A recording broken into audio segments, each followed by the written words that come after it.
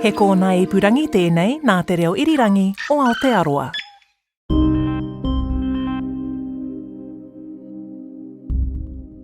Hi, I'm Paul Roy, and just a word of warning. This series contains graphic descriptions of rescues and fatalities, as well as some spicy language. Although at times confronting, they are the unfiltered reality of the work of land search and rescue volunteers and those that have been rescued. So if unsettling personal stories affect you, a strong cup of tea might be in order. Unknown caller. This one would be one. Aaron Nicholson, how you getting on? So we've got a party of two. John Glynn, 83-year-old male, very fit and able and still apparently climbing mountains. This series will look at the changing face of search and rescue in New Zealand. All the searches were just done locally in those days. There was no outsiders came in to give you a hand or anything. It was the rangers, the policemen from Aotearoa and the railway boys. From the do-it-yourself operations of the 60s. All we did was just splint one leg to the other and got him in that bloody stretcher and just virtually said, well, you just have to put up with the bloody pain. To today's highly managed rescues. Just a radio check, looks like we got climbers from here, which is awesome, but 60 knot winds, raining, no sign yet. All have one thing in common. Something went wrong and someone needed help. I was just like, oh great, like shit, we fucked up. Over the decades, there have been thousands of search and rescues. Most successful, some not.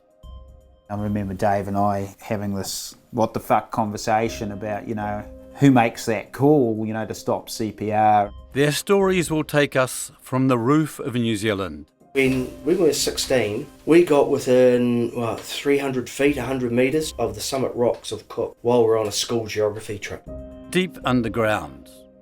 Diving through those sumps, you're basically in a world where very few people will ever reach you. And everything in between.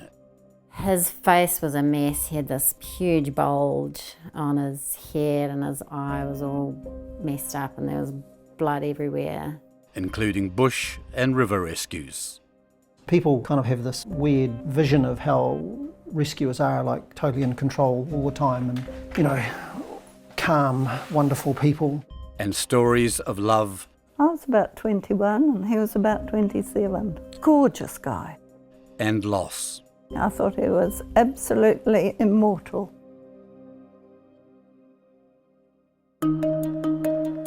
Mountain rescues conjure up images of storms and blizzards, exhausted climbers battling an unforgiving environment. And there will be plenty of those in this series. But a tragedy can just as easily happen on a sunny, carefree day, with picture postcard views and no hint of drama or danger.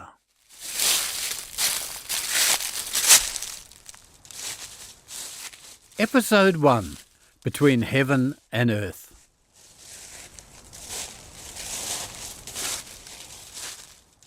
I'm standing at the start of the climb to Cascade Saddle, in the West Matukituki, part of Mount Aspiring National Park, within sight of the mountain itself, and in summer, a popular 3-day cross-country trip to the Dart or Rees Valley.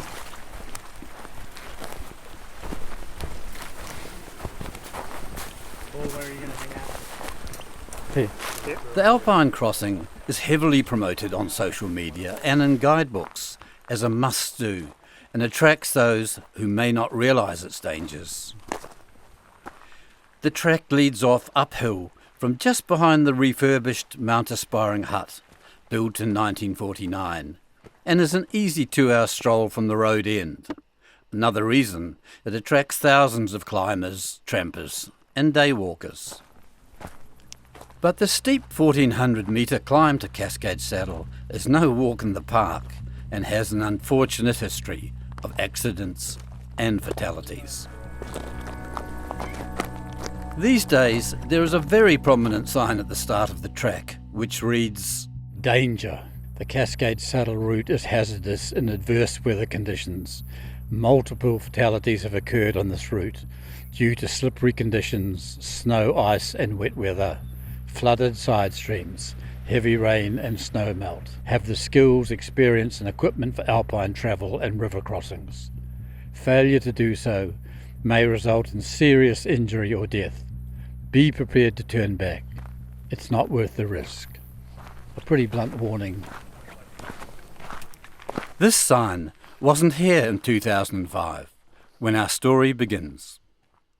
It was almost instantaneous, just completely fell for him. This is Irish-born Helen McClements, 26 at the time. She and her 29-year-old boyfriend, Donal Derry, were very much in love when they decided to come to New Zealand from Ireland to do some walking. And his aim was to go and live and work in New Zealand. And I mean, if Donal honestly had said to me, do you want to go to, Outer Mongolia, I'd have said yes. So how did you decide to go to Cascade Saddle? How did you find out about it? Donal had researched it and he was super excited. He said, look, I really want you to do this. I think you'll enjoy it. It's stunning, Mount Aspiring. And he said, you'll have no problem. Helen had spent time in the hills, but nothing hard. But her boyfriend Donal was much more experienced with climbs in the European Alps, Great Britain and New Zealand on a previous trip. Before they arrived in Wanaka, they had been tramping in the relatively benign Nelson Lakes National Park. On the morning of January the 11th, 2005, they left with an English friend, Tom Neal, to climb to Cascade Saddle and spend the night. This is the crossing that inspired all those warnings. When we did the Cascade Saddle, we were walking up and it was stunning. I mean, I have photographs of me on the way up and I'm wearing a little white shirt and I have my sunglasses on. I have a little pink bandana. Donal had a t-shirt and we were just walking along. It was really beautiful. We did meet a couple of walkers, young men. They had done it in the one day in trainers and we had our big proper hiking boots on and they did just say to us, watch out for that grass. Watch for the grass because if you slip in that, you'll. We were both fit and it was joyous. I remember finding the actual walk up, I don't remember being exhausted. I don't remember feeling tense. We actually laughed so much. And I remember being at the top thinking, this is why Donal loves this so much. I totally get it. And we could hear in the background there were avalanches. So it was really, I just felt like this real sense of being suspended between heaven and earth. I was like, this is just transcendental. This is completely nothing I've experienced before. We had our little Trangia stove and I had probably rubbishy little noodles to eat to keep it light. Donal was really obsessed with keeping everything light. And so we didn't have a lot to carry and we all went to bed. We were sharing the same tent and then this Kia parrot kept trying to get in. And I remember Donal saying to me, I'm so glad you like this. I'm so glad. And I said, I do. I really love it. On the same day, a New Zealand couple from Queenstown were on their way to the Dart Glacier, which also meant crossing Cascade Saddle. Christine and I were planning a ski touring trip to the Himalayas and we'd been working on some gear and we decided, well, let's do a ski trip. And this is Eric Bradshaw, who grew up in an adventurous family. Both his parents were scientists who had visited Antarctica multiple times, and Eric tramped and climbed with them often. Eric, aged 37, was an experienced mountaineer and very much at home in the hills. Living in Queenstown, he and his girlfriend Christine Ryan were both looking forward to a couple of days' break in the mountains. We went up to the top of the glacier and we sort of camped in this little sort of hollow near Cascade Saddle. It's just absolutely perfect weather, blue skies, completely still even on top of the mountains. And we noticed sort of beyond us, another maybe half kilometre away, there was another tent we could see. Seeing the tent was a casual observation by Eric and Christine, who thought nothing more about it. That was the tent of Irish couple Helen and Donal and their English friend Tom Neal. Just another party enjoying the grand views of Mount Aspiring. Absolutely wonderful evenings. And we spent a night up there and things had been going very well. I actually proposed to Christine that night. I said yes. When we woke up that morning, we were, feeling pretty loved up and on cloud nine. And we were just going to wander down and head home. Here's Helen from the other party. I remember it being a really lovely day, a beautiful descent. I can't remember if we ate porridge or something. I always remember Donal hating porridge, but he ate it whenever he sort of put up with it, or sold it, as we say in Northern Ireland, if he was climbing. And then I think we met some water at some point, and I took my boots off and had my feet in the water, and then we crossed and I put my boots on again. And we just sort of casually wandered back towards Cascade Saddle, and we noticed them crossing a patch of snow, and they didn't look too certain about what they were doing. And I remember sort of glancing across going, they're not so experienced, and maybe even feeling slightly pleased with myself that I felt so comfortable and other people didn't. Christine and I carried on, and there's a sort of well-recognised place called the Pylon, which is marked on the map, and it's basically where the track drops off down into the Matuki-tuki. While Eric and Christine stopped to have lunch, the trio ahead of them began their descent.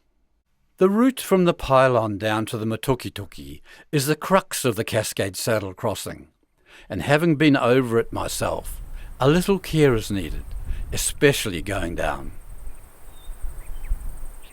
And we were really having a very pleasant descent, and then suddenly I just slipped and it just kept going.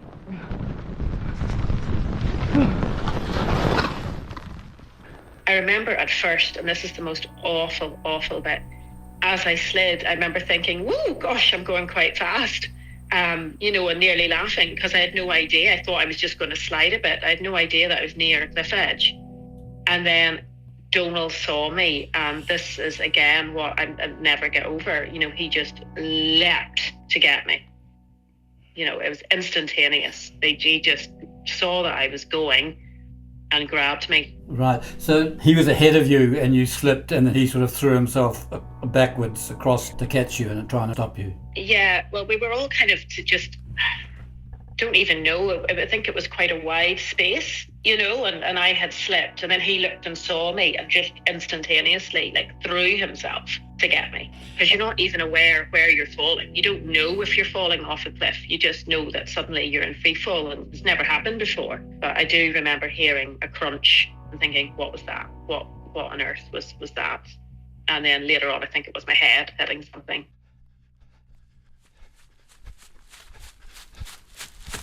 Helen and Donal had slid out of sight of their companion, Tom Neal, who ran down the track towards the valley.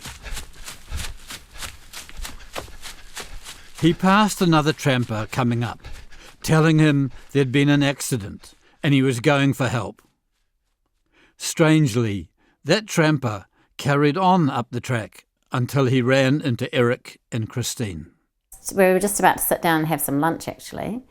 And then this young man came up to us and he said, this guy just ran past me and said his two friends had fallen and he couldn't see where they were. And this young gentleman had kind of gone, whatever, I don't know what to do about that. And he'd carried on walking up the hill and then met us. And we sort of quizzed them and said, did he say where? And they said, no, he didn't even stop running. He just sort of yelled this at them as he was running past them. And we thought, okay, that's strange. Because normally if your friends fall, you can see where they've gone. And so we thought, okay, well, let's not have lunch right now. Let's go and wander down and see what we can see. And we picked up our stuff and we began walking down the path, but walking sort of 20 metres on the downhill side of it, so that, you know, the logic being, well, if anyone slipped, we will be between the track and where they went. So we sort of headed down, and then you sort of head down a bit of a ridge to start with, and then we cut across this sort of steep slope, and it was quite steep. Like you've got decent footwear on, but equally you're aware that it's a slope that if you slip, even though it's sort of grass, the chance of you stopping is pretty remote. You get this sort of grass surface which is kind of plucked short. It's almost like a golf green because the snow sits on it, and as it slides in spring, it sort of plucks the grass. So you get these very smooth grass slopes. And we're walking across one of these on the grass, and above us is a snow slope, which is sort of wet and dripping. When we got to the bottom of the snow patch, we found a scarf that was about, I don't know, a metre or two before the edge of the cliff. And so we were like, okay, skid mark, scarf, let's keep looking.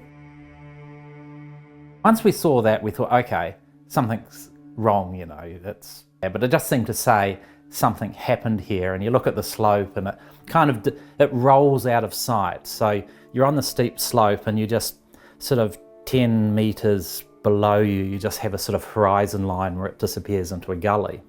So we sort of cut across the slope to a bit of a ridge. We got to the ridge and looked over, and then we saw below us, like 60, 70 vertical metres, this person.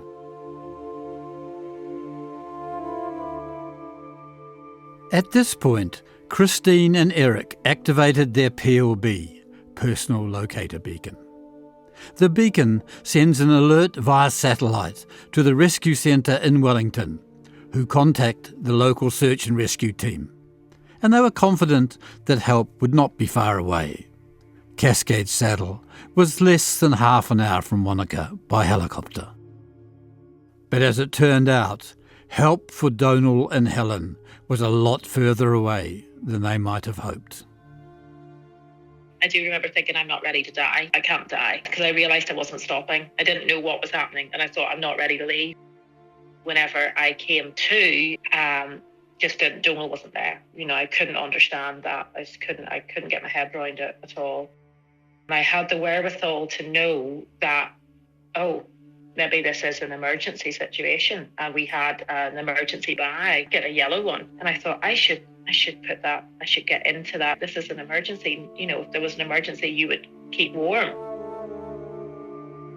I was looking down over the cliff, and I could see Helen McClements. She was lying flat at the bottom of this very steep gut, probably about 150 metres down. She was calling out, "Help me, I'm sorry." And I was like, oh, okay, that's quite far down. So we dropped our packs, and I immediately sort of went into kind of rescue mode, and it's like, okay, what do I need? And it's like, well, the person's going to be, you know, shocked, they're going to be cold, I'm going to need the rope, I'm not going to need this. So I sort of emptied my pack down to the minimum, because I knew it wasn't going to be easy to get to her. I knew it was really going to be quite a struggle. So it was very much a steep ravine, and there's no obvious way in. I began sort of descending this ridge which runs parallel to the ravine that the woman was in, because it was really, you know, a relatively vertical face between where we were and where she was. And I went down and came to this sort of this ledge in the face, which was, it's not the place I would choose to go in any normal situation. It was a very steep cliff, then this ledge which was covered in loose gravel, and then it dropped off almost vertically again on the other side. I was making these judgments about, you know, here was a person who might die if I don't get to her. And I was kind of like, well, I know I can take this risk. And then the ledge got to a point where there was a distinct drop-off. I can remember standing on the edge of it, looking at it, going, well, it's not going to be a fatal jump, but it might be a jump that breaks my ankles if I get it wrong. And I was like, it's probably worth the risk. Eric sized up the jump, made the leap, and landed without injury, and made his way down to Helen. With some difficulty, Christine also joined Helen and Eric on the ledge. About the couple who came down, and they were gorgeous. They just were so. I was going, "Where's Donal? Where's Donal?" And I don't know what I looked like. I don't know what shape I was in, but I remember not thinking I was badly injured, and thinking I can come with you. And I just remember thinking, I'm okay, but my back definitely feels a bit funny. Something doesn't feel quite right. I feel very stiff. And then they said, maybe just lie there. You're probably okay. She was kind of lying in a pool of water at the bottom of this gut where it was a bit of a waterfall coming down there. She'd obviously injured herself. She couldn't move. She was sort of sitting in a stream. My sort of first aid skills came to the fore, and I just did the basic check looking at her, and then I just wanted to make sure there weren't any spinal injuries just by checking. He got her into a sleeping bag, propped her head up on a pack. And she was sort of going, "What about Donal? Where's Donal?" Kept asking, and of course, I didn't know. I stood up, looked around, and then I could see down below me there was a sort of 10-metre waterfall or so, and I could see a person. I thought, oh good grief, there's not much hope of surviving that. I abseiled down and got down to the bottom of the waterfall. It's really quite a grotty place. It's like a wardrobe tilted on an angle, with one wall being ice, the other wall being rock, and a sort of ice cold stream tumbling in over the top of you. Donal, who was breathing at the time, and I was like, good grief, this person's alive. And his breathing is incredibly laboured. I don't want to be disrespectful, but it was almost animalistic. You're just hanging on for life. Your airways choked and collapsed, and you're just struggling to breathe. So I moved him a bit to open his airways and make him more comfortable. Didn't want to move him too much because, there's obviously incredible trauma had happened in the fall, and you're always worried about any spinal problem making it worse by moving someone too much, whereas a specialist with the right stretcher and back brace can sort of, do it properly. So for the first 10 minutes or so, I just stayed with Donald and, monitored his breathing and thought, okay, let's just try and keep this guy comfortable.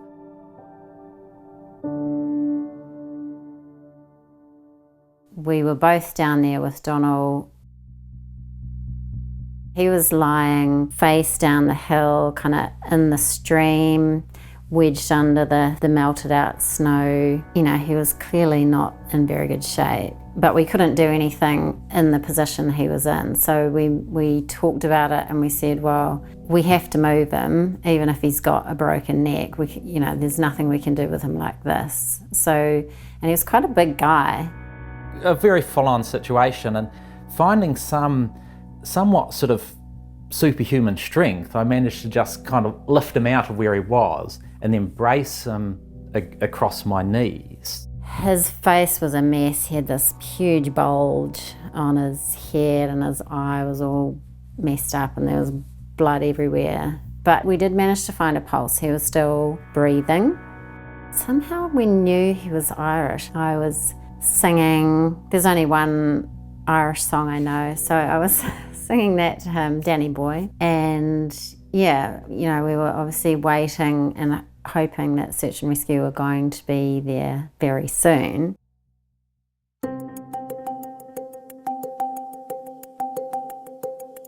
His breathing got progressively weaker and weaker, and I realised I was going to have to do resuscitation. So I started resuscitation, and then in all of this, in my mind was the miracle solution. It's like, I just need to stick at this, and the search and rescue people will turn up. There's going to be a paramedic who's going to give him an injection, do this, do that, and I'll be sitting next to his bed in Dunedin Hospital in 2 days' time saying, well, isn't it great that you're still here? So, that was totally the picture in my mind. I was just 100% committed that this was going to work out. It was all, I just needed to stick at it.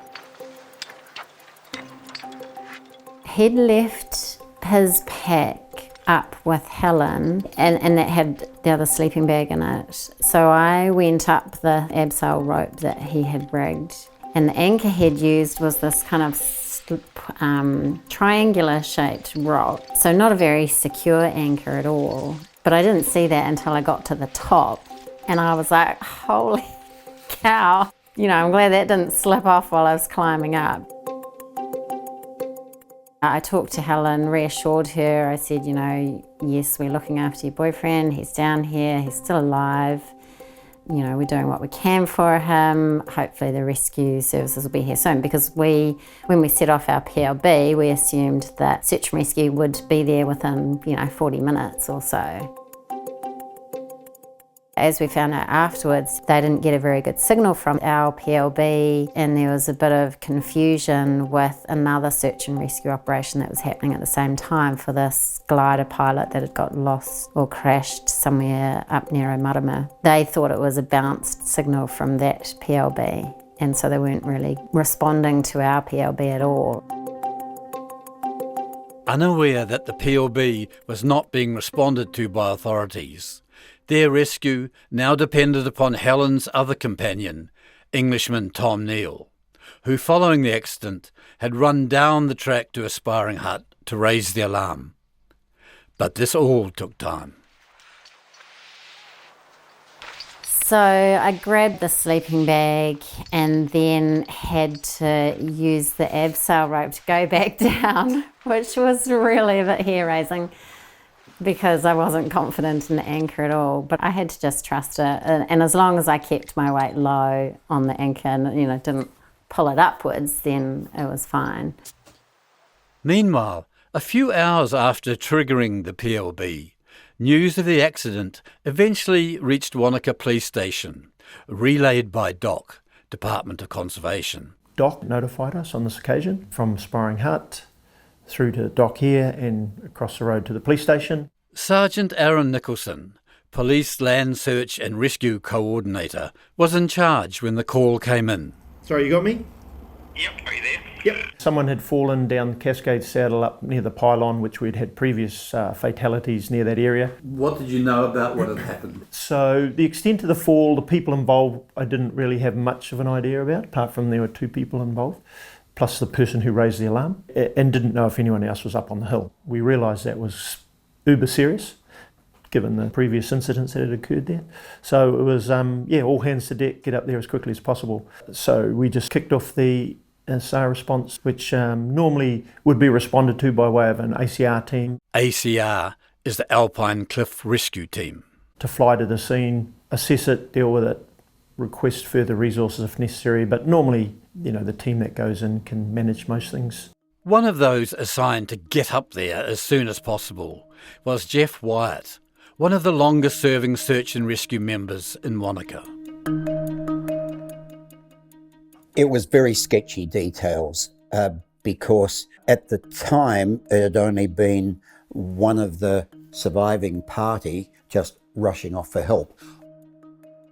We would have just known that a fall from, let's say, 50 metres below the pylon, which may or may not have had snow cover on it, would have ended up down a very steep face off the course of the track. So there was a presumption that it was a serious cliff rescue. Jeff, now 78, is a seriously good mountaineer and guide, with many firsts to his name. These include the first ski descent of Aoraki Mount Cook, 99 guided ascents of Mount Aspiring, and with a wealth of search and rescue missions under his belt, dating from the early 70s.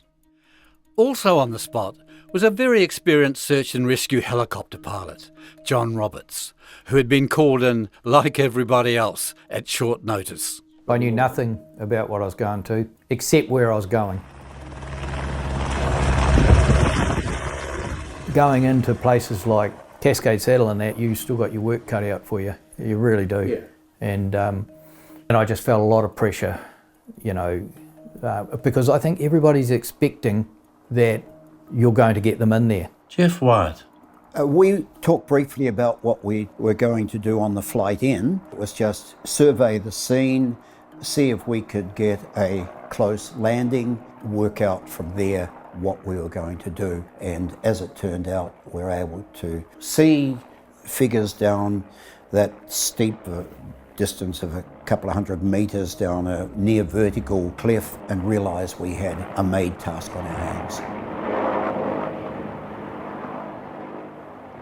John was able to land experienced search and rescue volunteers, Jeff Wyatt, Dave Vass, Hugh Barnard and Davey Robinson, close to the pylon on Cascade Saddle. We unloaded the gear. I was delegated to get someone down to the patients and check their life support. A chopper extraction with a rescuer on the end of a strop seemed the most straightforward way. I got the short end of the straw. I guess I was the most qualified medical person there, so they put me on the strop. Being on a strop means a rescuer being suspended 40 or 50 metres on a line under the chopper, with nothing but thin air beneath. It needs nerve and skill for both the pilot and rescuer. What were your first thoughts about possible extraction? Did it seem okay? No, it looked like a very serious situation to me. Pilot John Roberts. It looked like one of those ones that, you know, you're going to have to get your shit together. So the first thing kind of I like to see is that I always check the line. Before I go anywhere, I'll physically myself check the line. And usually I like another climber to be there to check the person or the two people that are on the end of the strop to make sure that they've popped in properly, because we don't want, you know, we don't want an accident that didn't need to happen. And then I'll check the aircraft over. I have to take the doors off and make sure the aircraft's clean inside so nothing's going to blow out and what have you. It was about 15 knots on the ridge line and it was increasing. It was a bad forecast. We knew that we needed to get on with this and get moving. So pilot John Roberts took off from the ridge, fully expecting that Jeff, dangling from the end of the cable, would lift the injured trampers out and the hard part of the rescue would be done. But the mountains don't always play fair. Our communication between me on the strop and him was purely by hand signals. Jeff White, the guy at the end of the cable. And then John Roberts flew across and down into the face, and that's when things turned to custard. Very short flight to the accident site. Pilot John Roberts. The way I was going in is the only open way to go in.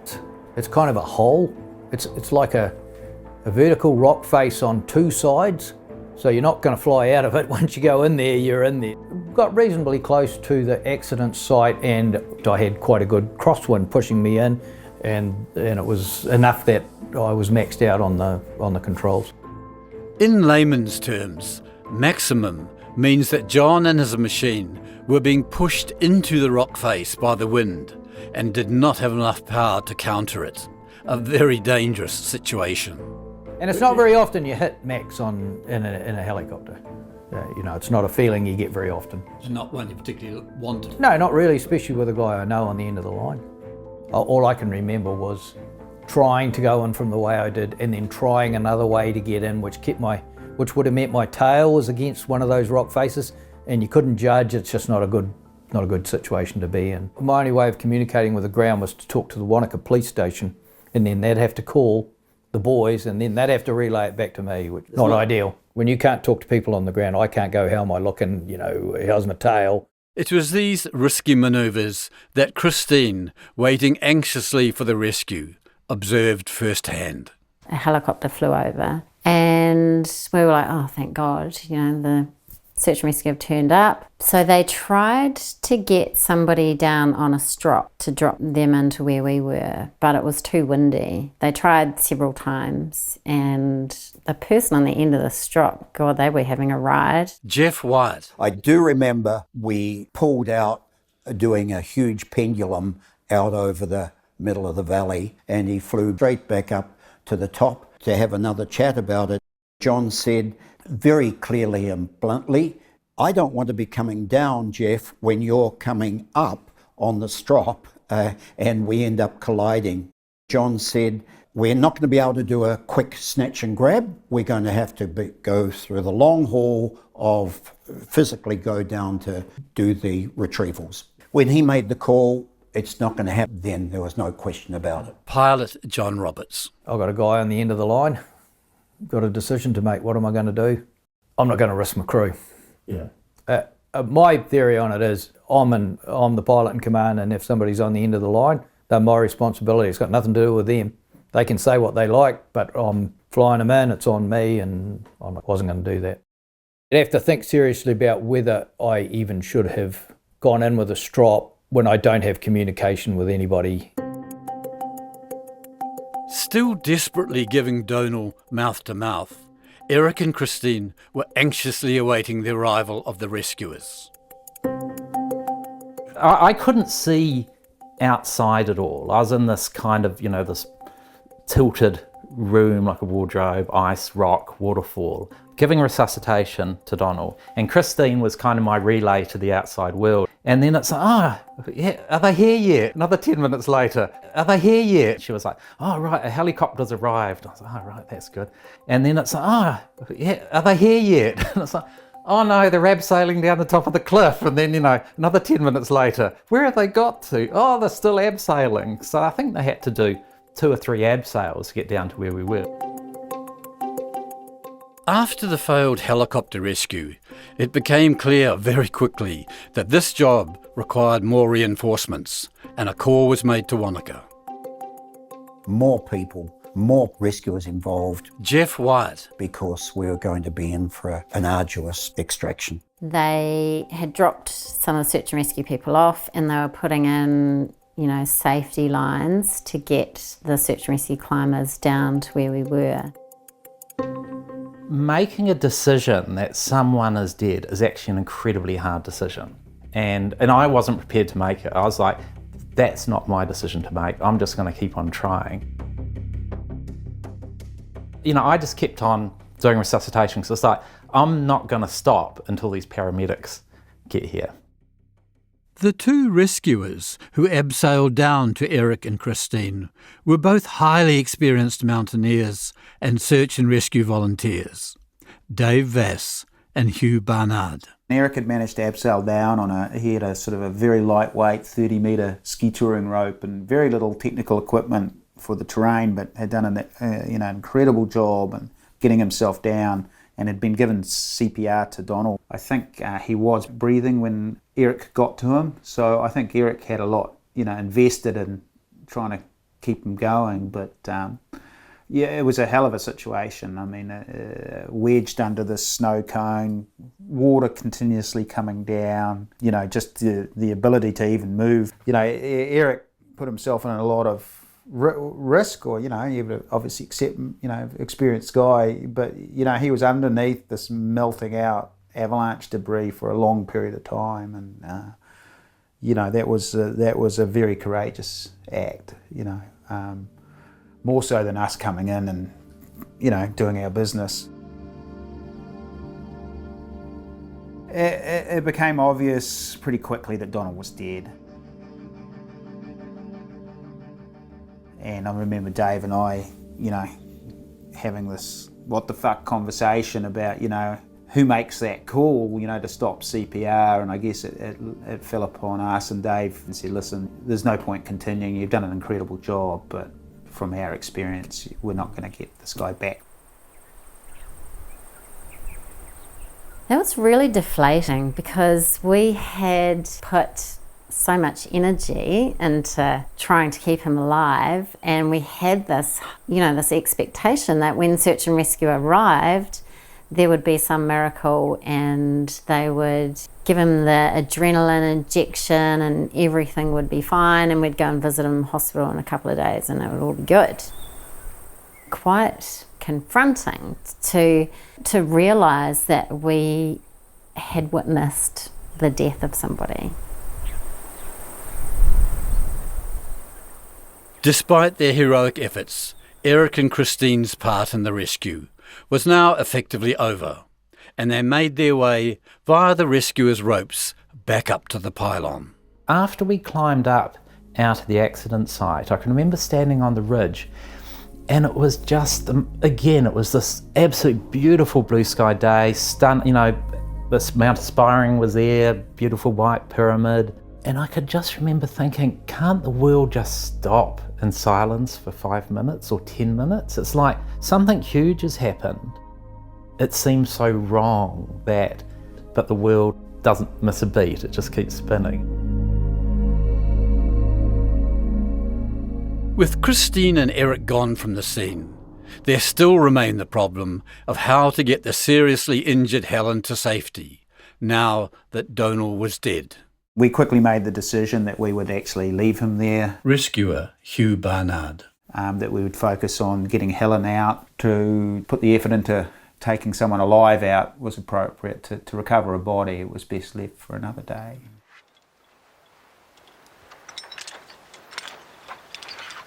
Leaving Donal, Dave Vass and Hugh Barnard climbed back up the ropes to Helen. I was very fortunate to have survived the kind of fall she'd had. I mean, that was miraculous, really. She was obviously concussed. I think she had a head injury. She was obviously distraught, and in shock. She was continually asking after Donald. I think we made the decision not to tell her that he was dead, that he was down using language that wasn't an outright bullshit, but, he was still down the hill, and we would be working to get him out, and just to encourage her to keep going with what she had to do, which was to, just stay alive. I kind of ended up in the role of supporting Helen, encouraging her. Often when we run a rescue, you're kind of the person who has that first contact. The bond that you make, like myself with Helen on that, that's a kind of a unique position to be in, and to be able to offer support in such an extreme circumstance. So you end up in that role, and it works really well to stay with that person the whole way. Over the course of a couple of hours, we built a bit of a rapport. I do remember that, or whenever they came down to get me, thinking, I have caused these people so much trouble. This is awful. They could see whenever they were strapping me into the gurney and things. I remember thinking, I could see in their faces that this was really, really difficult. It was shockingly difficult, because I could just tell. And yet they were trying to look down and smile at me and say, you're okay. Because I just had such a state, or a feeling that this is all my fault. I'm the one who slipped. I've caused this. And I kept just apologising. I think as well how kind people are, because, this was just such a terrible, dire situation, and people putting their own lives at risk and trying to help me. Even in the throes of something horrific, you are comforted by the kindness of people. They were just incredible. These were complete strangers, and the reassurance, the fact that they were there just to support me. And in the back of your mind all this time, were you wondering what was happening to Donal? Of course, yeah. Because by this stage I knew that it was very, very serious, and I was thinking, what's happening to Donal? If all this is happening to me and this is taking hours, where's he? Quickly became obvious that we were going to have to do an extraction using climbing kind of rescue methods rather than the aerial method. But it was complex terrain. We had to go up vertically for a while and then go across several steep ravines, and these are ravines that are, have a run out of 1,000 feet or something down, and it's all atypical climbing terrain. It's not clear, clean snow or ice or rock. It's rubbish. Scree and tusky ledges and steep and exposed. Looking at the photos of this rescue, in one, the stretcher with Helen in it is being hauled across a near vertical slope supported by a network of ropes, and the rescuers dwarfed by the cliffs above, and below them just empty space. It's clear that there's no room for error.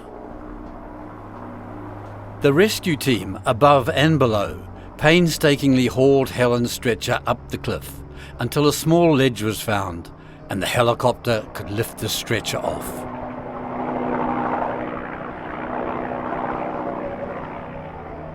Helen was flown to Dunedin Hospital to recover from a serious head injury and a broken pelvis, but was able to return to Ireland after a month or two to attend the funeral of her partner, Dr. Donal Deary. I came home and I had to function and get better. And then whenever I started to get better, there was this sense of tension between Donal came a cropper because I slipped. I should be dead, but I'm not dead. I'm still alive. And I appreciate, Paul, it was an accident, but someone I loved lost their life. But I believe that Donal wouldn't have wanted me to stop. You know, if I just spent the rest of my life rocking back and forth in a chair, what kind of tribute would that have been to the fact that I lived? I'm going to grab life, and boy did I grab life. You know, I went travelling again, I went out with people. You know, I actually met my now husband quite quickly. And so I'm always so conscious that because of the speed at which other people may think I got back on my feet, that Donal didn't matter. And Donal has always mattered hugely. I basically carry Donal every day. And Helen, this far away from the accident, how do you look back on that time? I think anything in this life makes sense, Paul, you know, because that was my awful thing, that maybe Donal held me responsible. We were two people really in love. You know, he was a doctor, I was a teacher. We were trying to do things right, you know, to really good. So he spent his life trying to make people better. There's many things he would have wanted me to do. And I had a few dreams where I was feeling absolutely wretched. And he came to me in the dream and said, it's all okay. Don't worry. I love you. Christine and Eric, the last people to see Donal alive, had their own difficulties to deal with. I don't think you can go through an experience like that without it affecting you forever. And, you know, it's obviously still distressing talking about it and reliving that time. It's still really upsetting. Where we were living at the time, we also ran our business out of the house. And I can remember customers, you know, calling up with some problem. I couldn't take anybody's problem seriously. It's like, somebody in my life has died and your problem is so inconsequential. I had no tolerance whatsoever. Looking back, obviously it was just dealing with this trauma that we'd been through. But at the time, you don't really realise that you actually need time to process that. What did provide some relief was their contact with Donal's grieving parents back in Ireland. You know, they were just really grateful to hear from us and to hear that we were there with him and that we did what we could for him and that we were talking to him. And his mum actually is a nurse and his sister's a nurse as well. And she knew that the hearing is the last sense to go when you're dying. And so for her, it was like, well, that's so good that there was someone there talking to him, because he would have, you know, it comforted her that then maybe there was some comfort for him. That was, you know, he wasn't dying alone. Eric and Christine were both awarded the Royal Humane Society's Silver Medal for Bravery.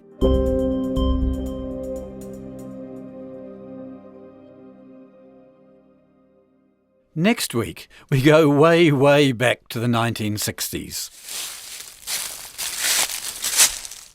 when search and rescue was still pretty rough and ready. This joke of the broken leg, all we did was just splint one leg to the other. And local police found themselves out of their depth. And he was down on all fours. I can't go on, I can't go on. And I'm thinking, oh, God's sake.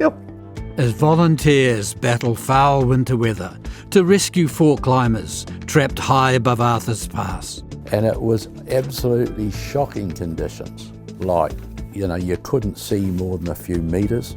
With the ever-present danger of getting buried under tons of snow. 9:15, there was a whoosh, and I sat up and touched my head on solid. I said, we've been avalanched, Pete. That's next time on Search and Rescue NZ.